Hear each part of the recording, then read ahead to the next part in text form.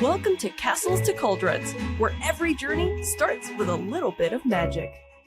Welcome to episode 29 of Castles to Cauldrons. I'm your host, Jason Davis. We're here with Tara.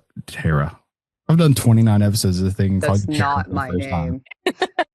He's thinking about Tara Luna. Tara Luna. It's on my cup. That's your new name, Terry, is Tara Luna. Oh, I hated a girl named Tara in high school. Don't call me that. All right. Well, I'm here with Terry, Micah, and for her fifth time, we welcome back Allison.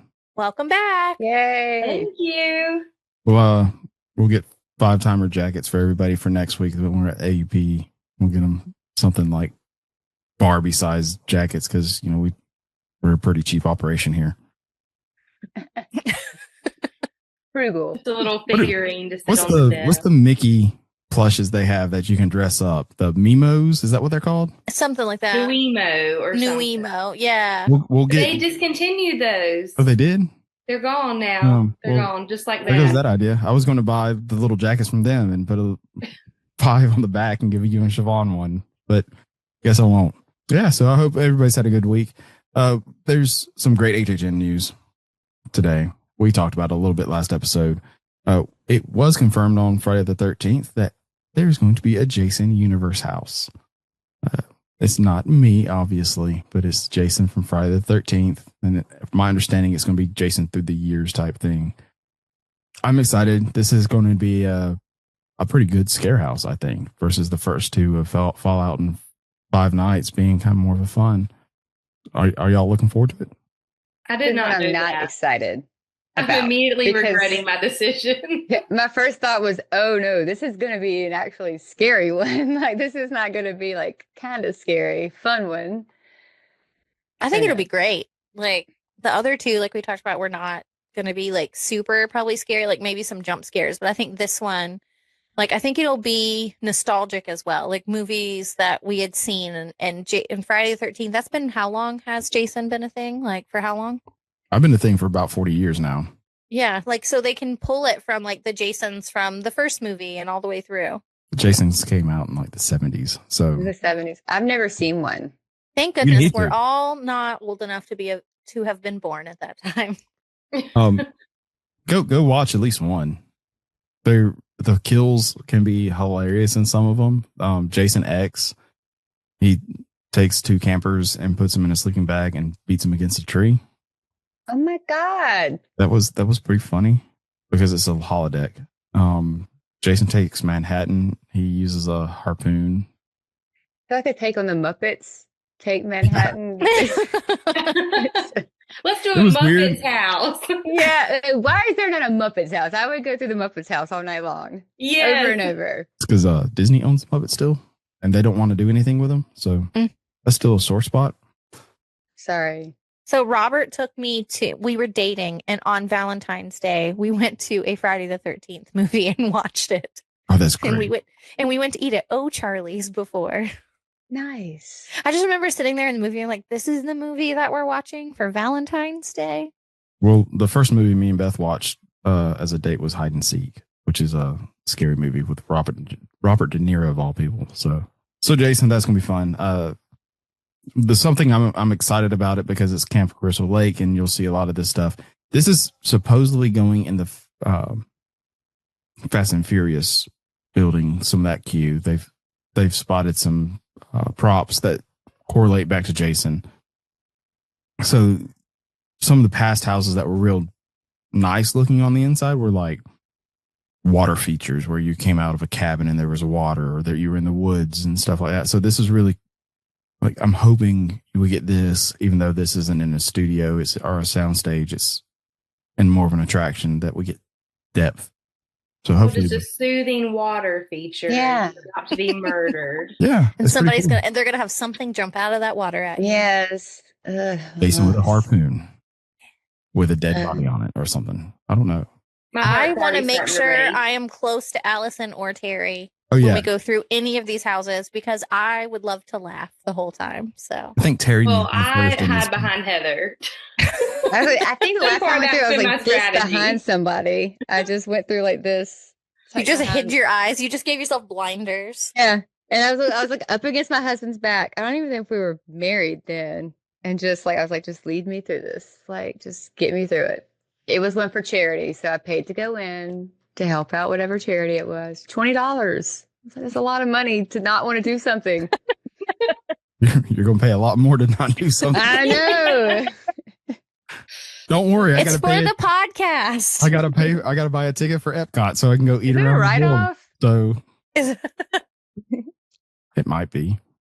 Speaking of Epcot, July 22nd, we have a reopening date of Test Track. So Test Track 3.0, they've given a small clip of the interior, and it looks like it's brought up to date with the technology that we have. It's still sponsored by GM, which is the Chevy company and everything like that. And the clip was LiDAR type technology. Mhm. It's a bunch of lights they've put in the walls and like, this is what your car sees when it's driving. So kind of wish it was a Tesla like sponsored ride now, since they're leaning into that full self-driving type thing. But I'm not a huge Test Track fan, but I'll get I on like the original. I just wish that they would have just rethemed it to Cars and then just brought all of Cars Land over there, because I like that version better. No, that doesn't work in Epcot. It doesn't work in Hot and Magic Kingdom either, but No. I was like, no, think we're it being could work in picky about Epcot. it. Epcot's got a little bit of everything. Mm-hmm. yeah, I don't like it. I reserve my opinion. Muppet should take over Test Track. That's what we should have done. That would have been hilarious. Yeah. Like, I think That that would could have been work. funny. Maybe if they did that and Rock and Roller Coaster, like they could. went from the theater to like motorized things. Like Yeah, but they have a sponsor. They're not going to tell GM not to give them money for it. They can. They say, well, Yeah. we'll put the Muppets in a collaboration. Who you doesn't know? want to see Sweetums drive a Corvette? Yeah, switch GM to Rock and Roller Coaster and then Muppets to Test Track. The whole first movie. We just watched the original Muppets movie, and it's a road trip, so it makes sense. You can Mhm. fit it in. Beaker and what's the scientist guy? Beaker and Bunsen. but Beaker- yeah, yeah. they could like be the ones developing the cars. Yeah. You know, science. everything goes wrong. They're all the same. Yeah. Let's go to closures right quick. Animal Kingdom, Disney's announced that to keep going on with Tropical America expansion that's happening in Dinoland, that the Boneyard at Animal Kingdom will be closing on September 1st. So September 2nd will be the actual first day that it's closed. So you can expect mounds of kids and adults playing in the Boneyard on September 1st, because this is how it's going to work. Just like with the closing of Anything. Muppets. Right. And then there's just a long line, and now the Boneyard's going to have a line to get in and a wait. What is the Bone? I've never even looked at the Boneyard. It's a giant Yeah, playground. It Yeah. has all the fun slides and like the different bridges to walk across to the different areas. It Mhm. reminds me of like your ideal playground as a child. Like if you could imagine what your favorite playground would be, Mhm. that's it. And all And the If I'm imagining my favorite playground as a kid, then it's going to be the Muppets. So there's Muppets there. I'm going to bring Muppets up all day. No, but the best part as a parent, and all of us are parents, is that there's only one way in and out. And there's Yeah. cast members there, and they're not letting kids just run out on their own. So you can find a spot in the shade to sit down and just turn your child loose and let them run. Because you also can go across the bridge. So you walk through like that big bronchiosaurus, like you're walking through it. It's the Mhm. bridge over. And then they have a whole dig area where the kids can go in with those little rocks, like at T-Rex at Disney Springs, and they can dig and do fossils and stuff. I mean, I think we spent a solid 2 hours in there when we were at Magic Kingdom, and Kova had a blast. So did not take my Disney card away from me. We haven't been over in Dino Land since we had Travis. So that's, What? We avoid Dinoland too. I'm not a fan of Dinosaur the Ride. I think it was texting you, Allison, right? Oh my goodness. Dinosaur the other This day. is already going downhill. And I like the ride. I don't like the carnival fair yeah, I theme. of really didn't like Dinoland. that. And once Disney let Dinosaur the Ride kind of go and not worry about updating it or fixing anything, I was just like, okay, well, I'm not going to go on a ride that they're not going to keep up themselves. So But see, Lily loved Triceratops spin was one of the things she could do, and then the playground. And even though those were the two things she could do over there, and there was one of the Wilderness Explorer stations, but like we always made it over to that corner until those We did too. went away. We did too. Kova never really cared about Triceratops spin because he doesn't care about Dumbo or flying carpets. Like that's just he doesn't care about that type of ride. But he loved to go to the boneyard. Like he would ask to be like, "Can we go to the boneyard and to walk the trail in Asia?" Because he wanted to try to see the tigers. Like that's always what he asked to do when we go to Animal Kingdom. Even this last time when I met Siobhan and Jerry out there, it was just like we didn't make it over to the boneyard at all. Like I don't think we made it. We made it to Asia. That's it, and we left the park. And I haven't been in Avatar in forever either. So, Oh, I love Avatar. It smells good. Mm-hmm. it smells amazing. But We use the boneyard too as like a point where like Robert would sit with Kova to play, and if I wanted to go ride Everest, and then we would like switch out. So if we wanted to go ride like the bigger rides that he couldn't ride, we would kind of use that as our spot that he was staying busy in, and we didn't have to worry about entertaining him because he was found kids to play with. so let me ask this then: what do you think? Do we think it's going to stay? And if so, how do they retheme it to like Encanto and or Indiana Jones? Like Indiana Jones would be easy. Yeah. If you can believe Google AI, which is like 50%, it does say that while the boneyard will be gone, Disney has promised a new kids' play area within the Tropical America's Land, which I can't imagine they would get rid of that one and build a whole new one. So I feel like it's going to be rethemed in some way. And I feel like Indiana Jones is probably the easiest. Well, I think because they transition. said tropical Americas, I'm immediately picturing like tree theming because those slides go up shady. really high. You're almost on like Like there's the 3 or 4 different- rainforest. Yeah, there's Oh, 3 yeah, or that'd 4 be different cool. levels that the kids can climb on to get to the Mhm. tallest slide. I think rainforest like would match up almost perfectly to that. Because if they're doing tropical Americas, because if you think if they're going to bring in that type of stuff, they easily could bring in like Mayan and Incan type things too, where you could have the area where you do the like archaeological, like why can't I say that word? Theological. archaeological. Yeah, that hard word. I don't know. Where they could still do it for like you're finding things from like the Mayan era or the Incan era, because that's all in the tropical Americas. Like that's all in South and Central America. So they could pull it in that way. I think they'll get rid of the dig area. I see that as probably like a hard to clean space, and I'm sure for cast members and maintenance crew that it's probably not a big hit with them. And you want your maintenance team to also kind of work hand in hand with you to make sure it's easy for them to maintain. And I could see that as an issue. I'm worried that part's gonna completely go away. I'm actually super surprised that it reopened after COVID. Like I figured that would be something they would have destroyed altogether. Because I don't even know how can they even clean those rocks. Like they probably spray it down and They then stir it up would be the only way they could do it. Also, they have like the infrared light type stuff that kills germs that they also could like go through and do all that with. Yeah, because also when it rained, I feel like sometimes those areas would be a little wet. And so I'm surprised mildew and mold, it just, because it doesn't see the sun, it's blocked from the sun too. Mm-hmm. I don't know. I'm looking at the map of Animal Kingdom now because I honestly didn't know what the boneyard even was. So looking at it, if I'm looking at the concept art right too, or remembering it right, it looks like it's going to have to be closer to theme to Encanto. As much as I agree that it would fit better within Indiana Jones, it sits closer to where Encanto stuff's going to be than it does Indiana Jones. Yeah. Because aren't they putting that carousel where Triceratops spin is? Like, aren't they putting something like that there? Right in that area. Like with animals that's supposed to be from that area? Yep. Because like I was like, okay, Indiana Jones, the Mayan, because the way they've talked about Indiana is that it's going to be in a Mayan temple. Mm-hmm. So you're going to have that pyramid built where on top of the dinosaur facade right now. So that would have made sense if it was close to where that was. But since it's like on the other side of the land.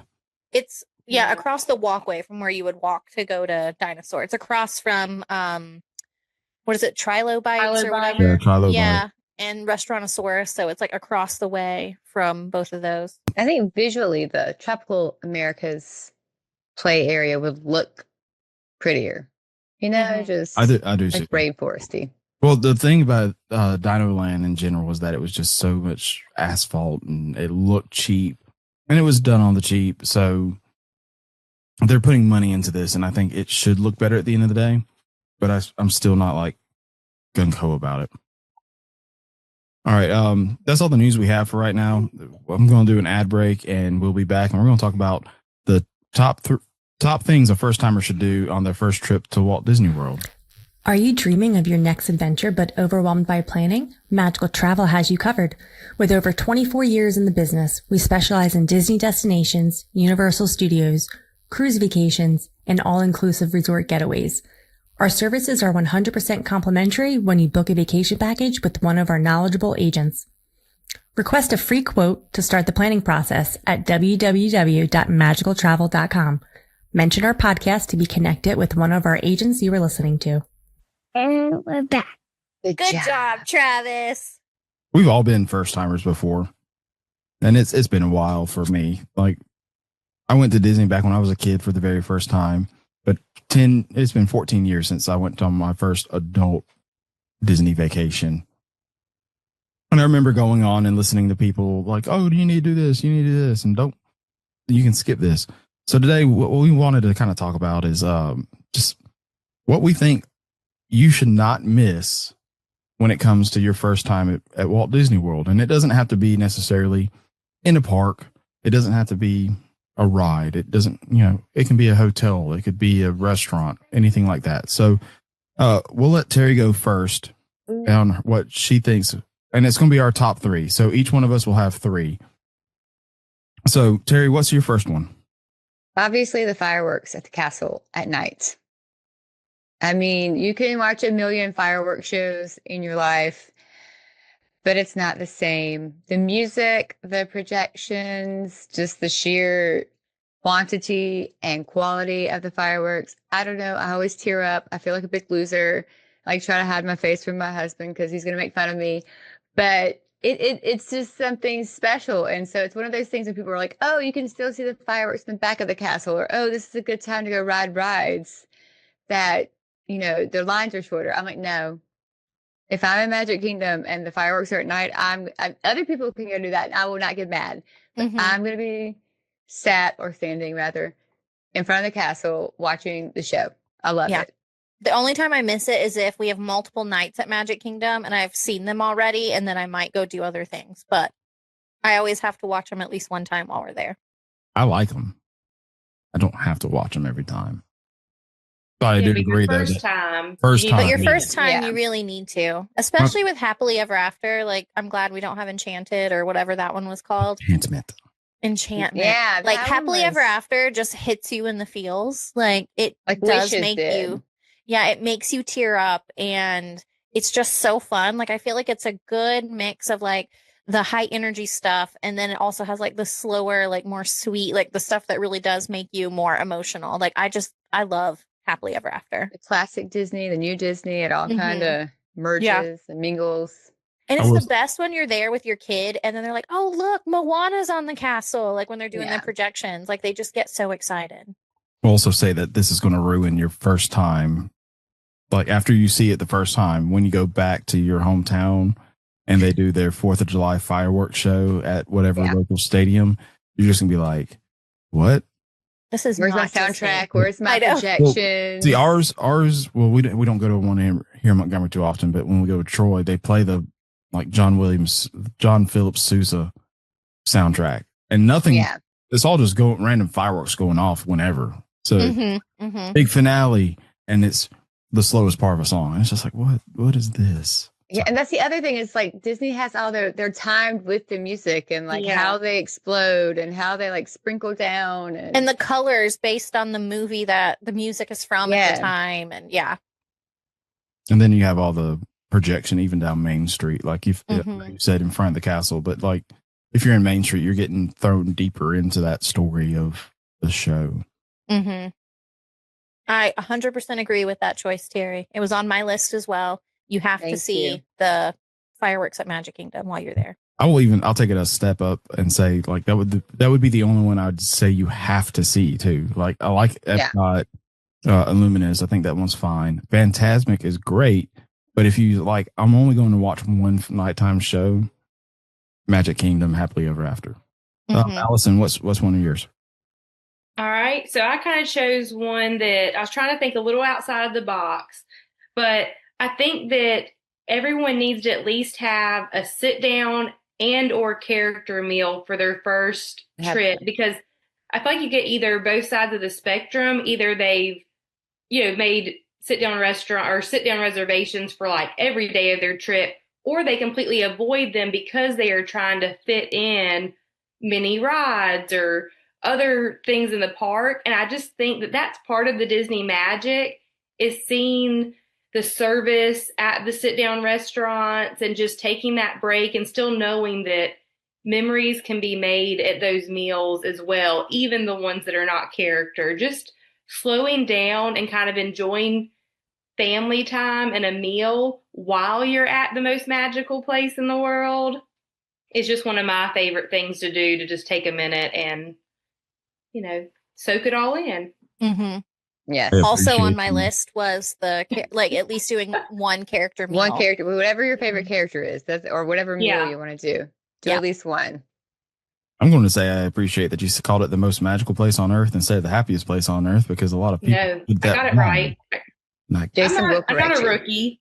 That is a pet peeve of mine. So I also correct people on that too. They'll be like, it's the happiest place on earth. I'm like, that's Disneyland. Well, and technically Magic Kingdom is the most magical place on earth. And then Disney World proper is the vacation kingdom. So there you go. I haven't heard that. Yeah, that was original tagline back in the day. But I think now when you come under the arches, it's the most magical place. Yeah. So. Well, I think we definitely have to let Micah go next, because now we've knocked off two. Wait, that were already on her list. I had a question for you about the characters. Okay. What do you have a restaurant that you would recommend for first timers to get the most out of their first time character buffet if they went that route, or even a restaurant? Like, I'm going to make you go deeper into your answer. That one's tough, because honestly, my family, especially my husband, would tell you Topolino's Terrace character breakfast. It is our favorite. We love the food, the traditional characters, Mickey, Minnie, Donald, and Daisy, but it can be a hard reservation to get. So I do like people to know that there's lots of other great, character meals too, but that would be top of our list when we can include that in our vacation. But another one, I think a hidden gem is Oscar Shoosh. I don't know, probably not saying it. Yeah, I never know how to say that one. I don't mess it up as much as beer gatine. Yes, I've stopped pronouncing things I don't know how to say. But for princess lovers, especially like if you've got a little girl who loves the princesses, that in Epcot is a hidden gem. Like, you just get more time with the princesses. It's, I feel, not as chaotic and, as the Cinderella's Royal Table. Like, sure, that's a once in a lifetime opportunity to eat in the castle. But if I had to pick, I would pick the Akashers in Epcot. So I think 1900 Park Fair is also a really great one for breakfast. We had a great time there with the characters, because me and Terry both, and Jason, we all have boys. And Kova was not excited that most of the character breakfast, or like we were going to 1900 Park Fair, and that it was mostly going to be girls that were there. But the fact that Prince Ali or Aladdin is there, that's the only one he would take a picture with. And he also really did enjoy Tiana in her adventurer outfit.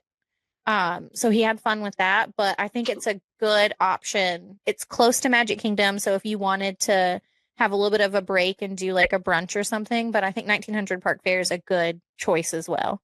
I actually just thought of, I forgot, Garden Grill is another hidden gem. Yeah. I hate that Epcot does have so much great dining, because you want to eat around the world, but then they do have these awesome character breakfasts. But Garden Grill, my whole family, like extended family, grandparents, when all of us went a trip, and every single person loved it. And then you got Mickey, Pluto, Chip and Dale are some of our favorite characters. And so that's another one that I would suggest. And that's a very easy reservation to get. And I'm not sure Sure. why, because the food and the characters are top of my list. And you get to see kind of like living with the land too. Like you're Yeah, moving. you're in a rotating restaurant. Mm-hmm.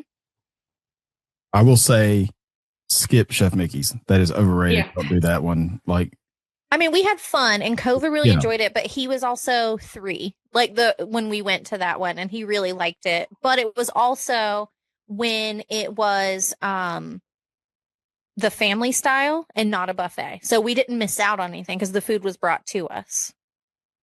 Travis, the That entire would time. make it a little bit better. My Mhm. kids love it only for tradition alone. Like they think we have to go there. I don't like breakfast to begin with. So I want any other, I can eat like a Pop-Tart and be fine. So Yeah. I don't want, and we have to do Chef Mickey's every time. So I'm trying to, I don't think I'm going to get their input this time. And we're just going to have to maybe have some fallout because Mhm. I just don't know if I can do it again. We have the same pictures. It's just, it's so Um, loud. It's loud. It's So loud. Yeah. I mean, it's a good time to, you need to experience it, but I would not make it a first time Yes, experience. that's not a first time Right. thing. Micah, what's one of yours? So, seeing as my other 2 that I had on my list, great choices because I think those are very important things for first timers.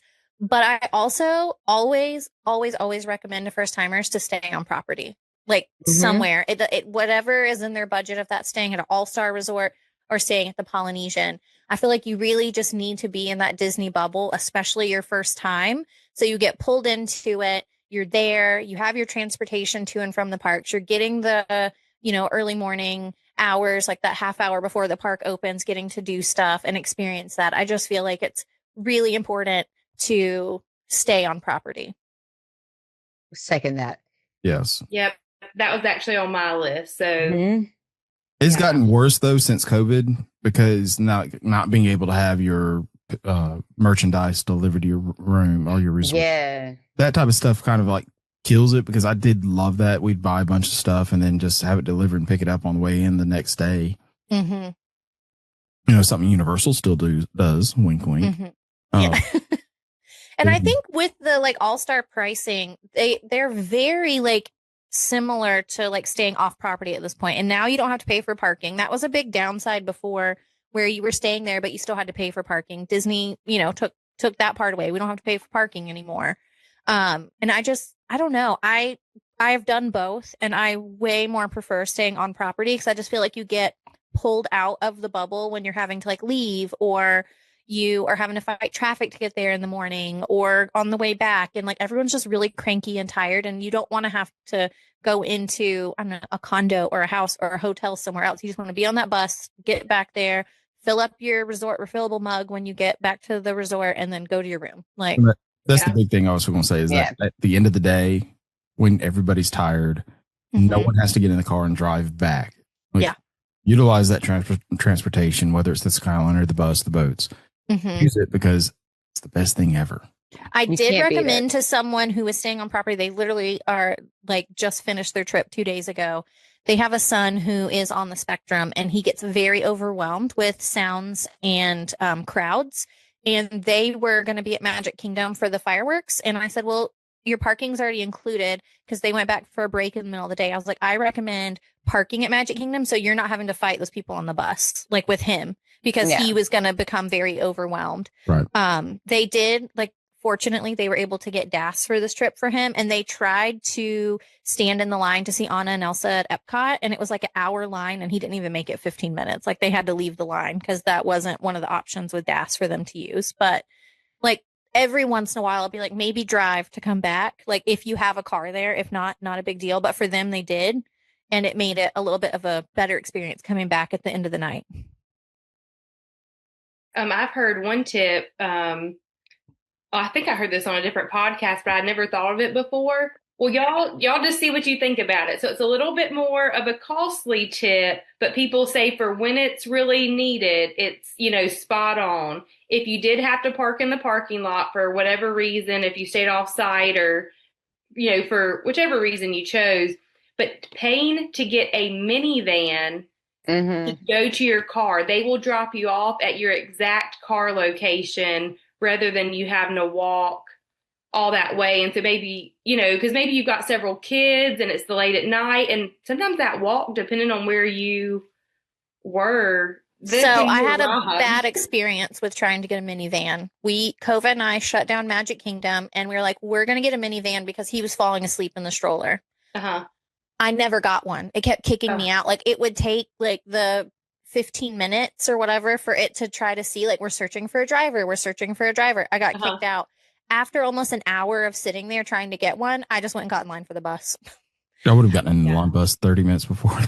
I know. I was just like, I really wanted to, because I knew I could have like picked him up and put him in the car seat or laid him in the seat.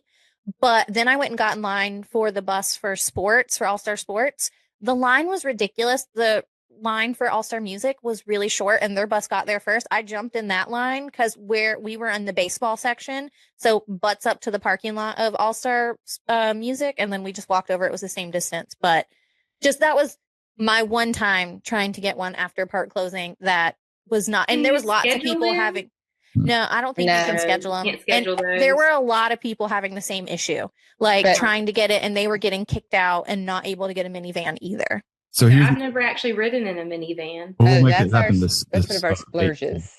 Next weekend. My husband hates waiting in lines for transportation at the end of the night. He's like, I'll pay whatever it takes to get back to the resort and not have these two kids, carrying them. But I will say that's one thing that was so much better before COVID. Like, before COVID, you would pull one up and it would be there in 5 minutes, everything. But since COVID, like she said, we've never not gotten one, but it has taken a lot longer some nights. Some nights they're right there. Some nights it does take a long time for them to get there. I think the only thing wrong with that tip is if you're paying to park. Like, if you're staying off site and you've paid the $30 to park, you don't need to be going to another, because you paid $30 to park at every theme park. So you can pull out and go just drive to the next one. If you're not doing that, then why are you going to spend $30, $40 on top of that to get back to your car? Like, that would be. She said it was a pricier tip. She didn't say. Bougie tip. The bougie tip. That's my 2 cents on it. I wouldn't, if I'm staying on site and I drove my car because it's the first day or the last day or something like that, and I didn't pay for the parking for the theme park, then I would be glad to do a minivan. Or to pay the upgrade for the premium parking. Yeah. We have done that before when traveling with the grandparents. We pay, we're annual pass holders, so we only have to pay the difference. And I don't know if on-site guests had that same I think they do. perk. But so it was like, $20, $25, and it got us so much closer. We used it at Hollywood Studios specifically. And I mean, it saves so many steps for, our parents to start the day off not already just wiped out. Yeah. So my first timers thing, my first one would be, don't miss I'm going to be an old man. All right. I'm going to be old man on all of mine, but don't miss Muppet Vision. I'm kidding. Well, I was going to say, it's fun. Unless your first time was last month ago. No, but this one's kind of cheesy, but if you need a break in the middle of the summer, like hot day, and you're in Epcot, don't miss Voices of Liberty. They're just an amazing small group. You sit there in the Rotunda of American Adventure and they sing for about 10, 15 minutes, but it's great. It's free entertainment. They're great people. They walk around at the end of the show and they talk.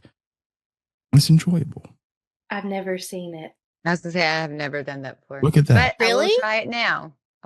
Now. So last year, we met Allison 4th of July in Epcot. Yep. You know why I planned that trip? Because you wanted to see the Voices of Liberty, Exactly. their special July 4th one, right? On the 4th of July, they do a double cast, is what they call it. So they bring out two sets of members, and the last song that they do, the one set comes up from the balcony, and then the main set's on the ground singing. So it's really cool. Well, my favorite version of Battle Hymn of the Republic is done by them, and it's that version where they have the double cast, and it's crazy.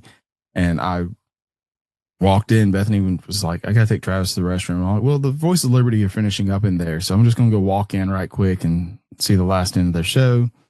And I walked in right when they were introducing the song. So I got to see my one song that I wanted to see the way I wanted to see it. It made my day the rest, like the best day ever. So Perfect timing. Voices of Liberty, don't miss them. They're great. Obviously, everybody here misses them because they don't know what good entertainment is because they don't like the Clearly, I'm gonna have to Muppets add and it they to a don't like list. Voices of Liberty. I've On your seen list it, now. not in the last couple trips, but I've seen it before because COVID just doesn't stay still long enough for things like that. I make it a point. I go in at least once a trip and see them. So, Well, when we have you eating around the world, we'll go listen to Voices of I'm going to Liberty drag with you. Allison next weekend to them. Okay, I'll try to fit She that said in. great. Yeah. Great. Which it's ironic. I'm sure actually Ashley will be totally on board. So that's who I'm rooming with. And I actually think she is a Voices of Liberty fan. I'll have to ask. So, Allison, what's another one for you? All right. So again, it's kind of along the lines, not of stay on site, but again, it may depend on your budget. But please, please, please visit all 4 parks your first trip, if at all possible. Not in one day. Not in one day. Not in one day. But I just, especially if it could possibly be, your family's one time to Disney that you just know this will be the one trip. Or even if you're going to come back, I think it has benefits on both sides. Obviously, if you're not coming back, well, you need to experience it all. If you're making the trip all the way to Disney World, please do not only come and see 2 of the parks. Mm-hmm. Like that, Yeah. It breaks my heart. It really does. And for those people, I don't ever recommend like park hopper half the time either. Cause I'm like, you really if this is going to be your one and only trip, you need to spend all your time in full Epcot day. this day and really experience everything. Mm-hmm. Yep. Not to get overwhelmed. But then on the other side of the coin, though, even if you'll come back, because this is what sometimes I do hear from clients is, oh, well, we're just going to visit these 2 parks because we know we'll come back. But you could visit all of them your first time and know what your family enjoys most, Mm-hmm. or the fact that they're always changing and you may not get to experience one thing from one year to the next, or especially if you have a few years in between each visit. So it's like, it breaks my heart sometimes when people do have to visit just 2 or 3 of the parks on their trip, because I truly love so much about each of the parks. It would be hard for me to pick one to not visit during a trip. Mm-hmm. It wouldn't be hard for me. Don't visit Animal Kingdom. I was going to say, most people want to kick off Animal Kingdom, but I'm like, you're going to miss Pandora. You're going to miss Festival of the Lion King. I know. Festival of the Lion King. The animals of the safari. The safari.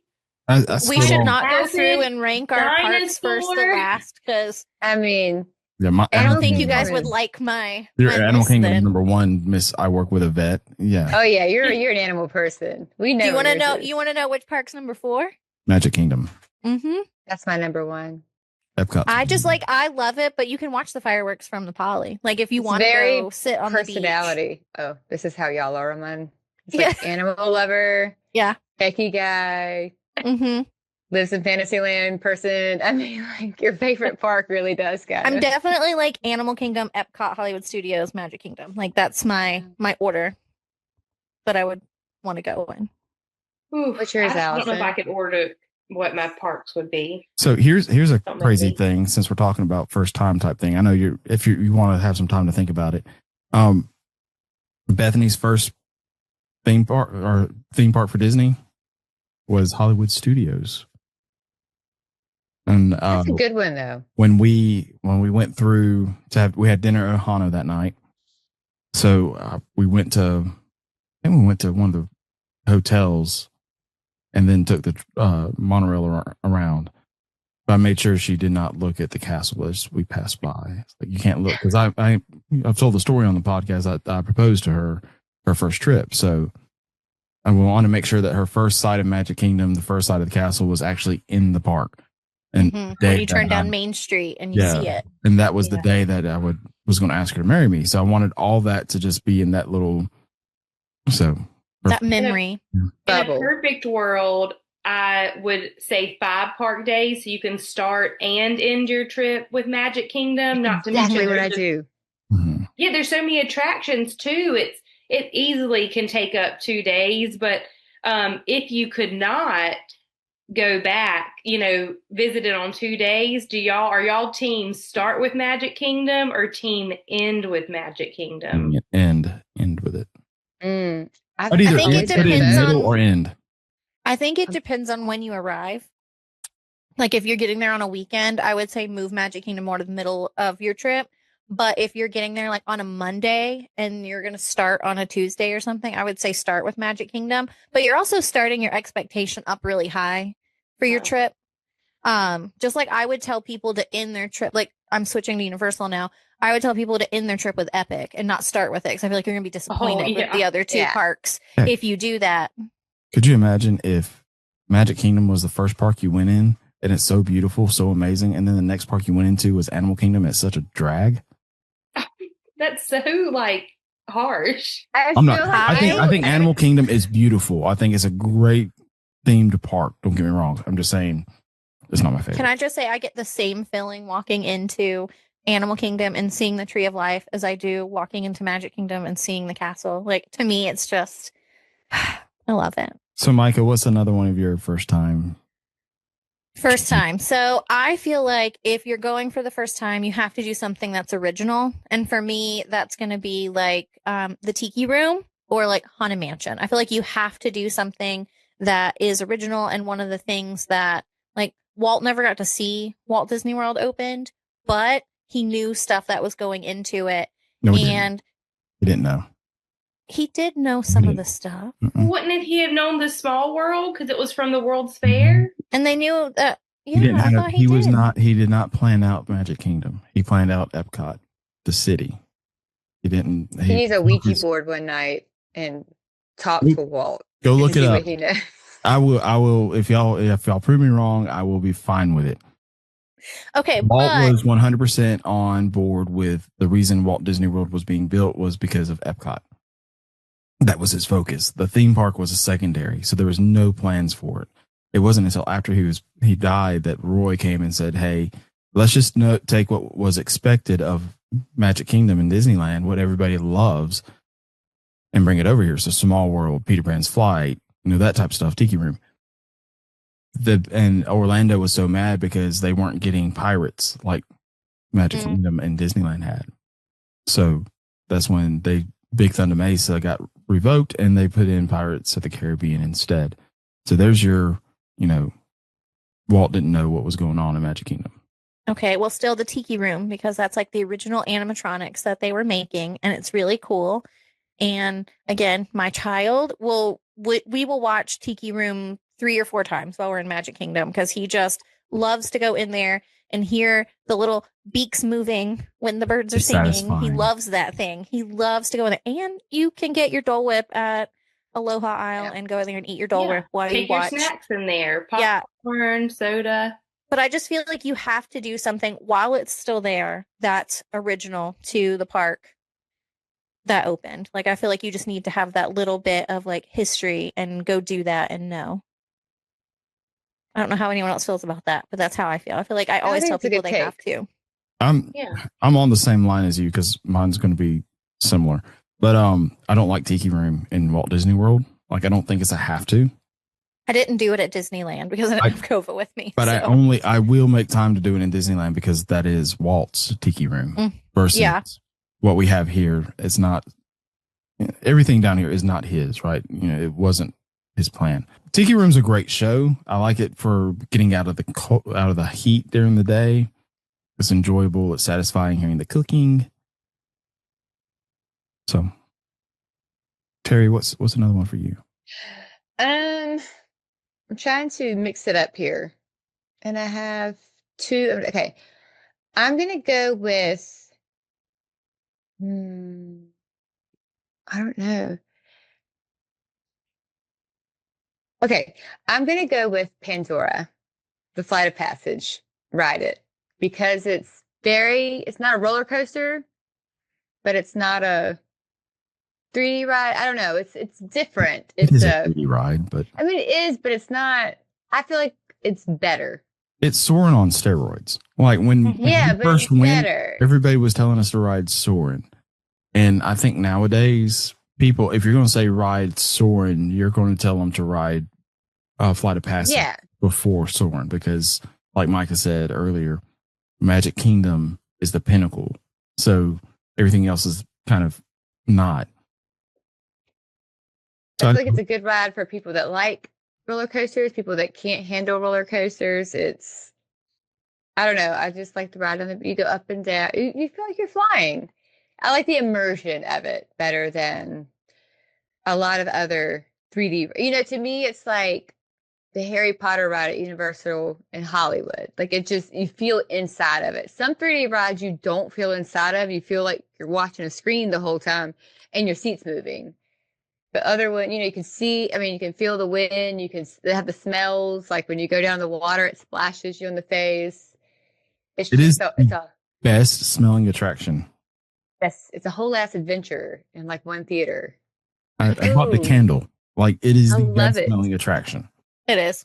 Land. It's the prettiest land. It might not be my favorite land, but Pandora, as far as visuals, is the prettiest in my opinion. I just wish they'd fix the nighttime stuff and take out all the overhead lights like they have now. Yeah. That first. I know. I really, really wish that there would be more nighttime hours at Animal Kingdom. Yes.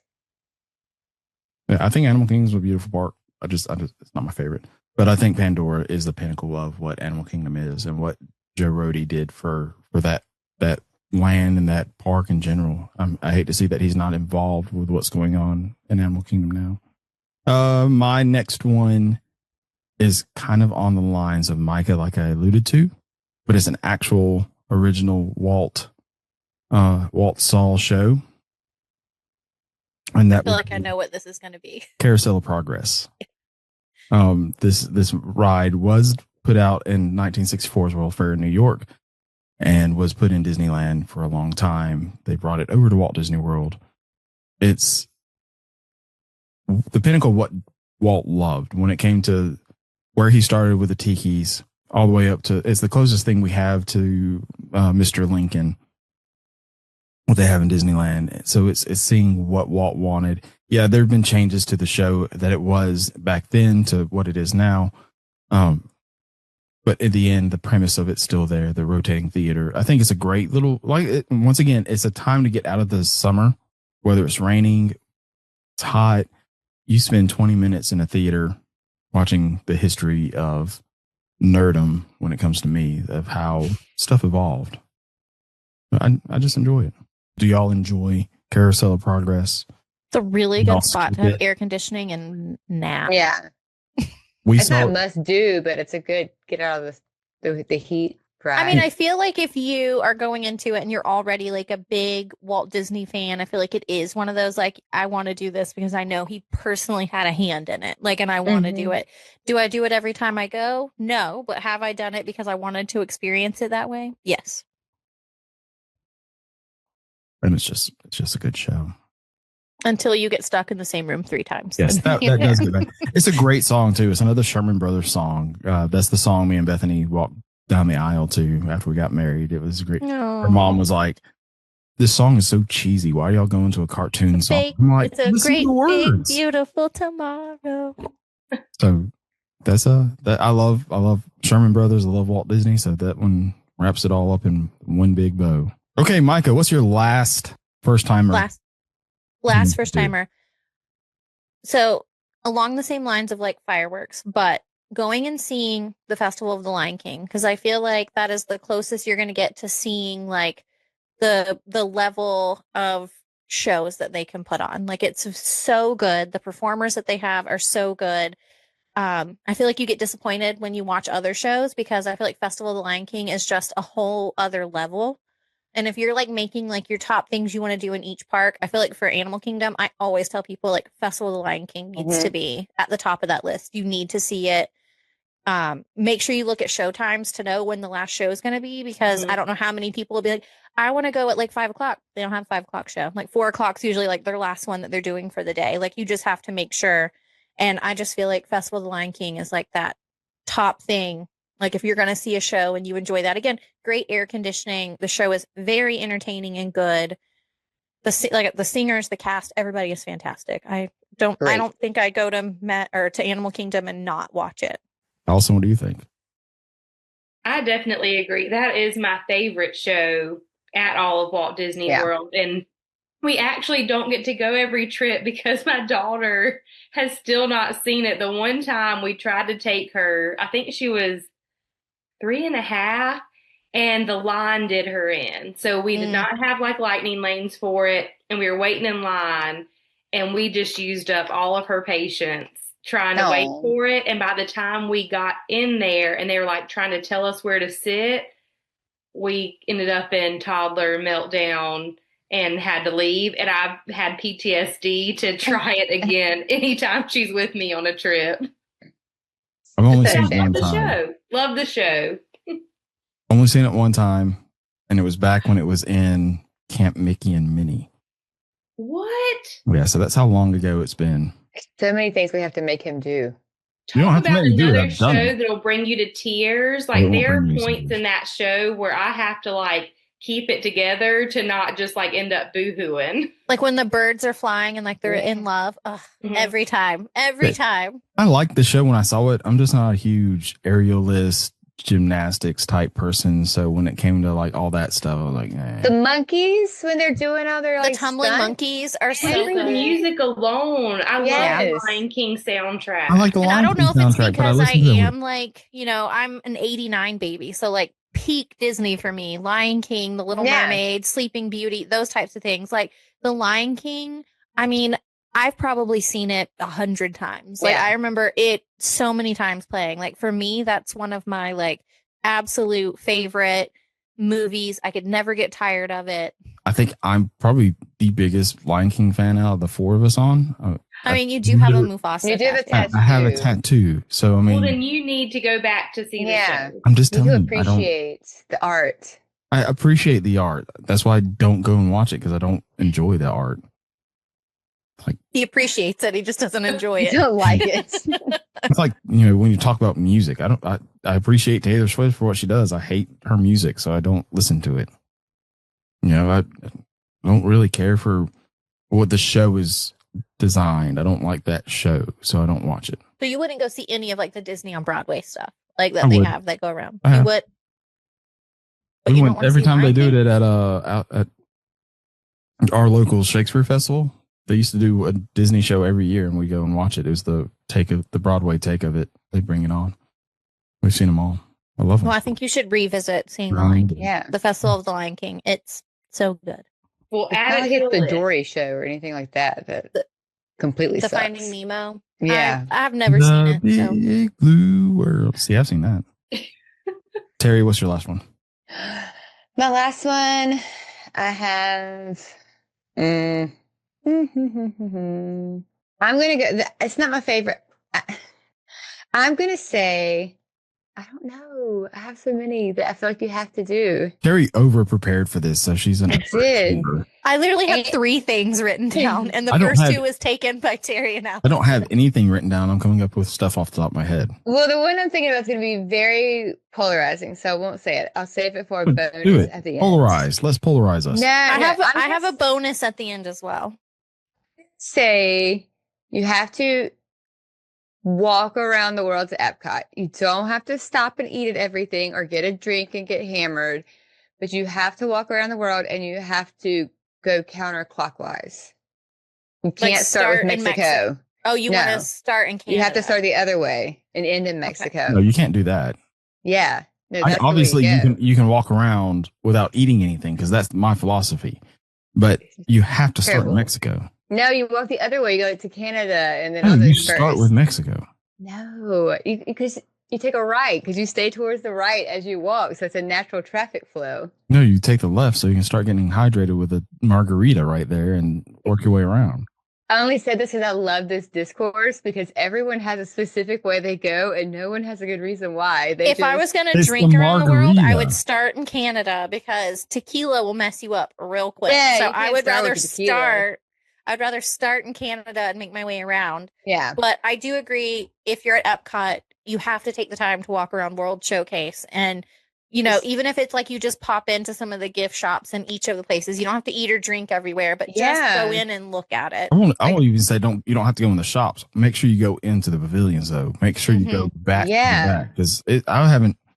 It's a lot of hidden until gems recently back when there I did you all didn't that know stuff. about. Some of the best pictures we got was during early entry at Epcot, and we just kind of decided not to ride anything, and we walked around World Showcase and got great pictures in empty like countries. Like it was so nice to like stand in front of Germany and just like have my arm out and be like, yep, I'm the only person in this picture. Because it lacks shades, so if you get those pictures in the middle of the day, there's no way to get them and not squint, or like everyone's wearing sunglasses and you can tell it's like still blazing hot and you're sweaty and wet. And so you're right, for the best pictures you either go first thing in the morning or like at sunset and then get all the pretty lights as the night goes on behind you. Allison, what's your last must not miss for a first timer? So I had to stay on site, so I didn't have any backups. I'm trying to think of what's just another one. What's your favorite thing to do? Like every time you go, you have to do this thing. Doesn't matter which part. I don't know if there's something I do every time. Like, gosh. I mean, I always like to look through the shops, you know, just like to take, you know, obviously an AC break, but I think it's fun to look through the stores and see what merchandise they have, or even if it's the confectionery and looking at the different sweets and watching them make those. So here's a question then, like merchandise. If it's your first time and, you know, what's one piece of merchandise that you think you have to bring home? I always end up with a t-shirt. I was like, but I think it depends on each individual person, because some people collect certain things. But like if it's your only, we'll take it as a first and only timer for this part of the question.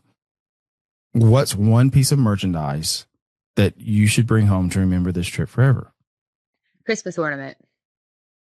I say a cup of some sort that you're going to use a lot, and it reminds you of your trip every time. I'm a huge cup person. I drink iced coffee every single day, and I have most of my cups are like Disney World cups, like either from certain parks or just the resorts. But I think that's a great souvenir because you use it, and every time you pull it out and you do something, you remember those memories. You know what my most expensive souvenir is from Disney? Lightsaber. No. Droid. No. It is an autographed picture. Christian Bale as Batman. That's a Disney souvenir? Yeah. It was in Sid's. And when you walk into Hollywood Studios, you know, Sid's was right there on your left. That used to be a movie memorabilia shop. And I walked in there and there was Christian Bale dressed as Batman with his signature, and I bought it for over $400. Wow.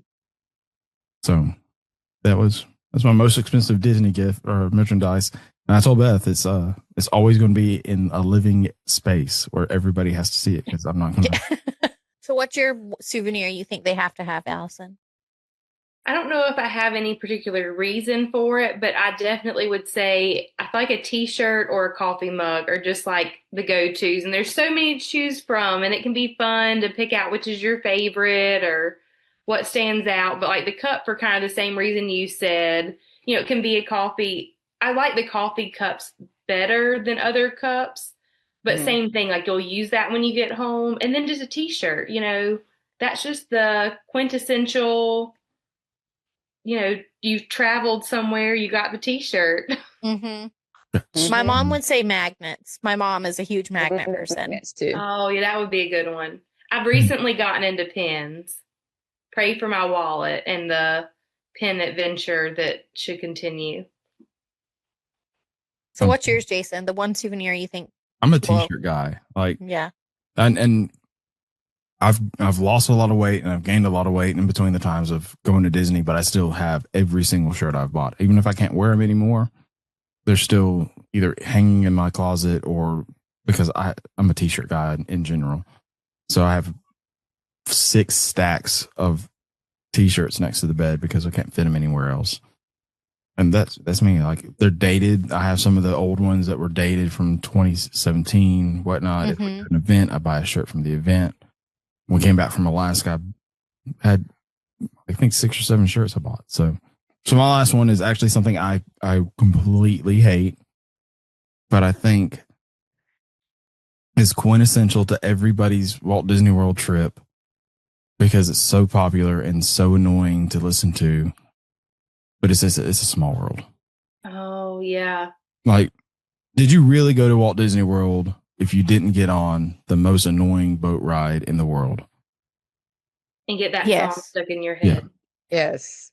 Although I would say the new song that gets stuck in everyone's head is from Mickey and Minnie's Runaway Railway. Yeah, Yes. I can see that. But I mean, it's not as correlated to be stuck in your head as Yeah. Small World, because Small World's engineered to be a song that like doesn't end. It's always doesn't have an I ending. always theme. forget how long that ride is Yes. until I have heard that song already for like 3 minutes, and I'm It's like, different languages and get me off this ride. What's It's- even it's- worse is if you go during early entry and your child really wants to ride it and you're the only people in the boat and they're running everything even slower. So you're like literally on the ride for 8 to 10 minutes. any way you could Well, speed then you'll this get thing- backed up in that last room and just sit there and continue to listen to it for another 10 minutes. Yeah. But it is the most annoying ride. Bethany loves it. When we're talking about nursery themes, that was the original nursery theme. Was It's a Small World? And I'm just like, good God. So No, I think everyone should ride it at least one time. yeah, and I think it's a first time, like it's a rite of passage. First timers need to go on It's a Small World just to know how annoying some of these rides are. Well, I feel like they need to do that just like they do need to do like Pirates of the Caribbean, Haunted Mansion. Like they need to do those things. But those are good. I feel like. Right, they're good. But I feel like it kind of goes into that same category of like, you should definitely, if you're making a list of rides you're going to ride at Magic Kingdom, these need to be on it. Yeah, but if there's like anybody, if there's one ride that you've got to go on, period, I think it's that. I do agree though. Haunted Mansion is great. Disneyland's better. Pirates, Disneyland's better. But they're all, you know, the history's there. But Small World being the most popular of the songs that Disney's ever put out, and it has a tie to Lion King. It's in Lion King. They even make fun of it there. So there It you go. is. You want to know what my controversial one was that I didn't say? Yes. What is your controversial one? Because The I thought the safari. Epcot one was this. I don't think that's controversial. If you're at Animal Kingdom, Well, you have to Jason do doesn't it. like Animal Kingdom. Hey, so I'm that's fine what with doing the safari. That's the only reason we go. There Right. are some endangered species there, or just animals in general, that you will literally never see in real life. You'll only And it's see different pictures of every them. time you ride it. I mean, Yes. I had been so close to a giraffe. If it was We've reached allowed, out- I could have touched it. Yes. Reached out and touched it. But we love the safari. And like you said, it's Mhm. different every time. You just, I have pictures of my kids, like the back of their heads, of them looking at like the endangered rhino. And I'm like, when they grow up, that rhino may not exist like that particular one probably won't exist, but that species might not exist anymore. And I have a picture of my kid like gazing at this, thing Black that rhino. we're probably Yeah. never going to go on a African safari in real life, So Right. that's why I love the safari. Can I do my one that it's what's kind what's of an honorable mention then? an honorable mention for me? If you're a first timer going to Disney World, you really should use a travel agent or a travel planner because they're Ah. going to help you do all these things. They have the insight to tell you, like, for your family or what you guys are into, this is the best resort to stay at. This is how you should plan your days. These are the rides you guys should ride. This is the restaurants you should go to because of their favorite characters that they like or things like that. It definitely, I feel like, takes a lot of the stress because planning a Disney trip can be very stressful. It's expensive to do. Sometimes you only get to go once every like 5 or 10 years. And you should take that stress off of you and put that onto someone else. Or like for me, not stressful at all. I actually enjoy every bit of researching for a Disney trip and knowing what to do with it. So leave it in the hands of someone else. Tell them what are your things that you definitely want to do, and everything. And it just makes the trip so much less stressful. Yeah, us as travel agents can be that sounding board because if you post on Facebook, what should I do at Disney or getting ready to go to Disney? What are your tips and tricks? They're going to give you everything that their families loved. Yeah. And not that that's right or wrong, but we are looking at it from a perspective of we're going to make sure we're finding out what your family wants to do and help match those to what your friends are telling you to do, because it's not going to be the same answer for everybody. And when I see those Facebook posts, I just want to be like, please, like, make sure you understand what some of the people are telling you to do. Or like I said, even if you just use a travel agent just to ask your own questions to and be a part of that research, I think can be really beneficial. Yeah, we can be as much hands-on with you as you want, and we can be as much hands-off as you want. But we'll always be there. Yeah, we'll always in be like there. your back pocket. You can send an email the day before you're going into one of the parks while you're on vacation to us saying, hey, I'm thinking about doing this. What are your thoughts on X? And we will give you the thoughts on after we've gotten to know your family, or even our personal thoughts on them, and how, other clients have come out of that saying, well, we liked it or we didn't like it. So. Yeah. And there's tons of information out there. So unless you feel like wading through YouTube channels and videos and podcasts and Disney announcements, I mean, if it was not Disney, it would not be something I would enjoy planning a trip to like Yellowstone or something. I wouldn't want to take in hours and hours of information a day to plan a trip, because it's just, I would hate it by the time I got there. So, or the people who recommend those guides that are $100 and 200 pages. Don't pay for those. You can save yourself $100 yes. including all of that, and just ask me for free. Because the cost of the travel agent is built in, because you don't pay. Yeah. Disney's going to charge you the same price whether we help you or not. So you might as well get the free help because it's out there. And like we said, you can be as hands-on as you want. I was always, before I was a travel agent, I was that person that would go to my travel agent who's with Magical Travel, and I would be like, this is where I want to stay. This is the park tickets I want. This is the reservation. I went to her already knowing everything. I already pretty much knew exactly what I wanted, but I still wanted to use a travel agent, because then if a price dropped, they could deal with that. If something happened and they needed to get on the phone with Disney, that wasn't me. I'm at work. I don't have to do that. So I used my travel agent in that way. I've helped people both ways, where they come to me telling me exactly what they want, versus people who are like, this is the budget I have. These are the things we like. What should we do? Give me some options. My kids want to go here. Here's my budget. Make it happen. We want to do Bippity Boppity Boutique. We want to do these restaurants. Make it happen. Until you have to. I'll say this about the YouTube videos that was mentioned. Most of the time, those people doing YouTube videos, those content creators, and even so much into the podcast element of stuff, they're on media lists for Disney. Disney's very much known for the fact that they want a positive image of themselves put out there. So when you're watching a video from Tim Tracker, Mammoth Club, any of these big YouTube channels that focus on Disney Universal, they're trying to make it sound good because they want to stay on that media list. So they're not going to give you the full on negative. They might say, well, we didn't enjoy it so much, but it was still like this, and we had a great time doing this. But they're not going to give you the full negatives. So talking to a travel agent, they're going to give you the full negative of what could happen, what this place is like, anything like that. So, you can make the best decision for what's right for your family. Yeah, don't watch what somebody just say, hey, this was great, and then show up and expect the same thing they did, because they probably got hosted and were treated differently than what you're going to be treated. Well, Allison, we had a great time with you for your 5th episode. I can't wait to see you next week. Or by the time this comes out, it'll be on Friday.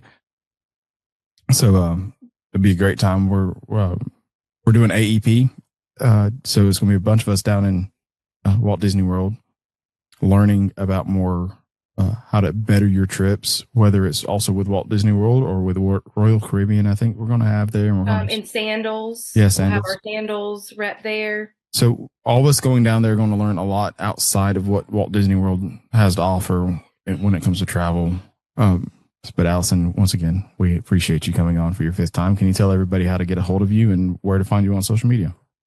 Yeah, I mean, I'm most active on Facebook and Instagram. On Facebook, it's Allison Hobbs Magical Travel.